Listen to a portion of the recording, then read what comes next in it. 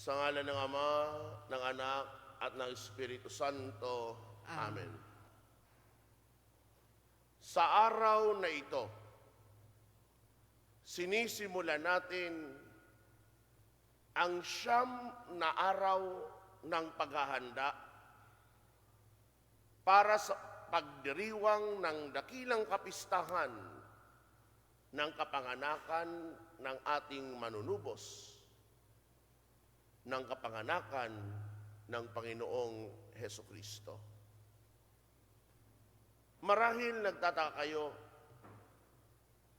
bakit hindi 3 araw? Bakit hindi 7 araw? Bakit 8 araw? Kung tutuusin mga kapatid, ang Misa de Gallio ay natatangi na pagdiriwang sa buong mundo na kung saan Pilipinas lamang at mga Pilipino ang pinagkalooban ng Roma ng isang indulto o pahintulot. Ito'y sa kadahilanan rin ng ating malalim na pananampalataya, lalong-lalo na ng paggalang at pagkilala sa mahal na Birheng Maria. Mapapansin nyo, sa panahon ng Adbyento, ang kasuotan ng pari ay violet. Subalit, sa panahon ng simbang gabi o Misa de Gallio, ang kasuotan ay puti. Sa loob ng 3 linggo na ipinagdiwang natin ng Adbyento, hindi natin napakinggan ang awiting papuri sa Diyos. Subalit sa araw na ito, inawit natin ang papuri. Dahil kung tutuusin, ang 9 na araw ng Misa de Gallio ay may kaugnayan at sinasagisag nito ang 9 na buwan ng pagdadalang tao ng mahal na Birheng Maria. Kung papano ang salita ng Diyos, kung papano si Jesus nagkaroon ng laman sa sinapupunan ng mahal na Birheng Maria sa loob ng 9 na buwan, ang bawat buwan ay sinasagisag ngayon ng bawat araw na paghahanda natin sa nalalapit na Kapaskuhan. Kaya naman ang misang ito, kung tutuusin, ay misa sa karangalan ng mahal na Birheng Maria na siyang ating binibigyan ng dangal dahil sa kanyang kahangahangang ginawa para matupad ang kaligtasan ng sanlibutan sa pagiging masunurin at bukas sa kalooban ng Diyos. At yaman ngayong nakatuon sa mahal na Birheng Maria, inaanyayahan tayo sa loob ng 9 na araw na ito, na kung papano ang salita ng Diyos nagkaroon ng laman sa sinapupunan ng mahal na Birhen, tayo ngayon na makikinig sa loob ng 9 na araw sa salita ng Diyos, dapat rin ito magkaroon ng laman sa ating buhay espiritual sa pamagitan ng pagbabagong buhay at pagkakaroon ng mas matibay na pananalig o pananampalataya sa Diyos. Kaya napakahalaga ng ating mataimtim na pakikinig sa salita ng Diyos na ipapahayag sa atin, na siyang dapat nating mapagpulutan ng aral na sa pag-uwi sa ating mga tahanan, ang aral na ito ay lalong magbigay sa atin ng kabuluhan bilang mga mananampalatayang Kristiyano Katoliko. Kaya nga, sa unang araw na ito, ng ating Misa de Gallio, anong ipinababatid sa atin? Mapansin ninyo na sa unang pagbasa, mula sa aklat ni Propeta Isaías. Tayo'y nagbabalik tanaw saan? Sa isang bahagi ng kasaysayan ng bayan ng Israel. Bakit? Dahil ang bayan ng Israel, kung tutuusin, pinagpala. Lubos silang kinalulugdan, lubos silang mahal ng Diyos. Maraming kahanga-hangang bagay na ginawa ang Diyos para sa kanila, katulad na lamang ng iniligtas sila sa paging alipin mula sa Ehipto. Hindi lamang yan. Pinagkalooban sila ng mga mamumuno, katulad ng mga patriarka, katulad ng mga hari, katulad ng mga hukom na gagabay sa kanila, maging ang pagsusugo ng mga propeta upang paalalahanan ng bayan ng Israel. Subalit sa mga mabubuting ginawa ng Diyos para sa kanila, sila'y nakalimot at hindi naging tapat. Kaya dumaan ang bayan ng Israel ng tinatawag na pagdurusa. At ngayon, matapos ang pagdurusang iyan, pinaalalahanan sila muli ng kabutihan ng Diyos. Kaya nga napakinggan natin sa unang pagbasa ang mga katagang ito. Israel, ang katulad mo ay babaeng bagong kasal, iniwan ng asawa, batbat ng kalungkutan. Ngunit tinawag kang muli ng Panginoon sa kanyang piling at sinabi, sandaling panahong kita'y iniwan, ngunit dahil sa tapat kong pag-ibig, muli kitang kukupkupin. Sa tindi ng galit nilisan kita, sandali. Ngunit habang panahon kong ipadarama sa iyo ang tapat kong pagmamahal. Nagwakas ang pananalitang ito ng mga katagang,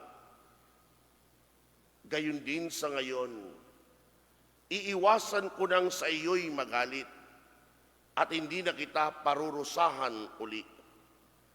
Maguguho ang mga bundok at ang mga burol, ngunit ang pag-ibig ko'y hindi maglalaho at mananatili ang kapayapaang aking pangako. Iyan ang sinabi ng Diyos na Panginoon na nagmamahal sa iyo. Sa unang pagbasa mula kay sa aklat ni Propeta Isaías, paulit-ulit nababanggit ang isang salita, pagmamahal o di naman kaya pag-ibig. Bakit? Dahil sa unang araw ng simbang gabi, yun ang ipinamumulat sa atin na dapat nating matutunan. Katulad ng bayang Israel, tayong lahat at ang bawat isa sa atin nandito, pinagpala. Subalit sa pagpapalang iyon na tayo'y pinagkalooban ng samot-samot biyaya ng Diyos, tanda ng kanyang pagmamahal. Katulad tayo ng bayang Israel, hindi tapat sa Diyos. Dahil tumatalikod tayo sa Kanya. Dahil hindi natin sinusunod ang Kanyang nais. Suriin nyo na lamang, bakit sa simbang gabi o misa de Gallo, kaya nating magsimba ng sunod-sunod na araw, pero sa mga araw na linggo, na siyang araw na mahalaga, hindi natin magawa. Tandaan niyo po, ang simbang gabi at ang mga misa de Gallo ay hindi obligasyon. Hindi ka nagkakasala kung hindi mo ito magawa. Ang misa na ito ay debosyon. Magkaiba po yun. Ang misang obligasyon ay sa araw ng linggo at sa araw ng pangilin. Doon kapag hindi ka makadalo, nagkakasala ka at ang kasalanan ay mortal. Bakit? dahil napapaloob sa 10 utos, igalang mo ang araw ng pamamahinga.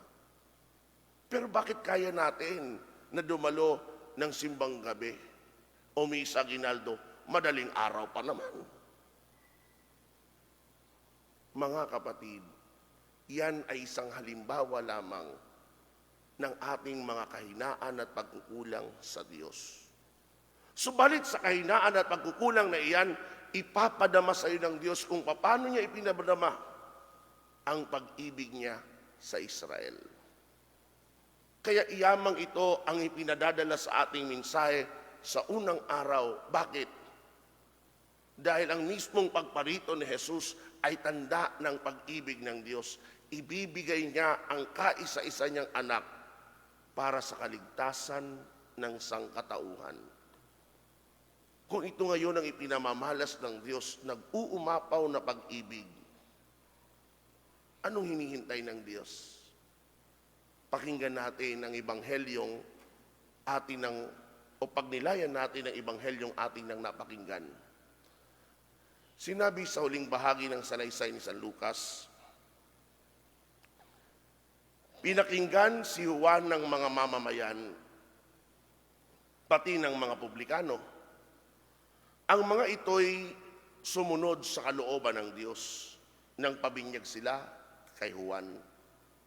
Subalit, tinanggihan ng mga Pariseo at ng mga eskriba ang layunin ng Diyos sa kanila, sapagkat hindi sila nagpabinyag kay Juan. Kung mapapansin nyo, may dalawang grupo. Ang una, tinanggap ang kalooban ng Diyos, kaya sila nagpabinyag kay Juan. Ang isa, tinanggihan ang kalooban ng Diyos, kaya hindi sila nagpabinyag kay Juan. Ito ngayon ang ipinababatid sa atin. Yamang tayo ay lubos na iniibig ng Diyos at pinaparamdam ang pag-ibig na iyon. Anong kaya nating gawin para suklian ang pag-ibig ng Diyos? Katulad ng nabanggit sa Ebanghelyo, kung iniibig natin ang Diyos, susundan natin ang Kanyang utos. Isa sa buhay natin ang Kanyang kalooban. Subalit, totoo rin na kapag wala sa atin ang pag-ibig sa Diyos, di tayo marunong magsukli sa pag-ibig ng Diyos. Tatalikuran natin at isasantabi ang Kanyang utos at ang mamamayani sa atin ay ang sariling hilig. Sa huli mga kapatid, nasa bawat isa sa atin kung paano natin tutugunan ang panawagan ng Diyos. Ang maliwanag sa araw na ito, ipinababatid ng Diyos na mahal ang bawat isa sa atin. Sa likod ng pandemyang ito, pinabayaan ba tayo ng Panginoon?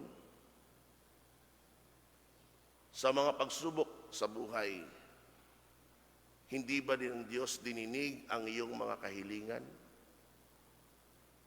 Kahit sa marami nating mga pagkukulang, ikaw lamang ang nakakaalam noon. Pero ang minumulat sa atin ng Panginoon, mahal ka niya at yamang mahal ka ng Diyos. Ba't di mo rin siya suklian ng pag-ibig na lubos? Mga kapatid, ako'y naniniwala naman na ang inyong pagparito sa araw na ito, pagpapahayag ng inyong pag-ibig. Dahil kung hindi, mananatili kang natutulog dahil malamig ang panahon. Pero yamang nandito ka, nagdarasal at higit sa lahat nagsasakripisyo. Dahil ang tunay na pag-ibig hindi lamang ipinapakita sa salita. Ito ay sinasagawa. Nagsisimba ka at nag-alay ng sakripisyo. Sana hindi lamang dahil may kahilingan ka sa Panginoon, kundi nais mong ipadama, Panginoon, hindi man ito obligasyon, Nais kong paghandaan ang iyong kapanganakan sa pamamagitan ng pakikinig sa iyong salita. At naway ang salitang mapagpulutan ko ng aral, magdulot nawa sa akin ng pagbabagong buhay. Yun ang tunay na may pagmamahal. Nais mong baguhin ang sarili mo dahil nais mong sundan ang nais ni Kristo. Yamang mga kapatid, sinimulan natin ang unang araw na ito. Huwag na nating papalampasin. Huwag na tayong manghina. Sabi nga, to start is for everyone, but to persevere is for the few. Ang magsimula ay para sa lahat, pero ang manatili sa paglalakbay ay para sa iilan. Yamang sinimulan nyo na ipamalas ang pag-ibig sa Diyos sa unang araw ng Misa de Gallo. Sikapin natin na tapusin ito hanggang sa araw ng Pasko, upang sa gayon, ang gantimpalang hiningi ng bawat isa na pakinggan ang kanilang dalangin, may pagkaloob nawa sa kanila ng Diyos na palaging nagpapadama ng pag-ibig na lubos. Amen. Sa ngalan ng Ama, ng Anak, at ng Espiritu Santo. Amen.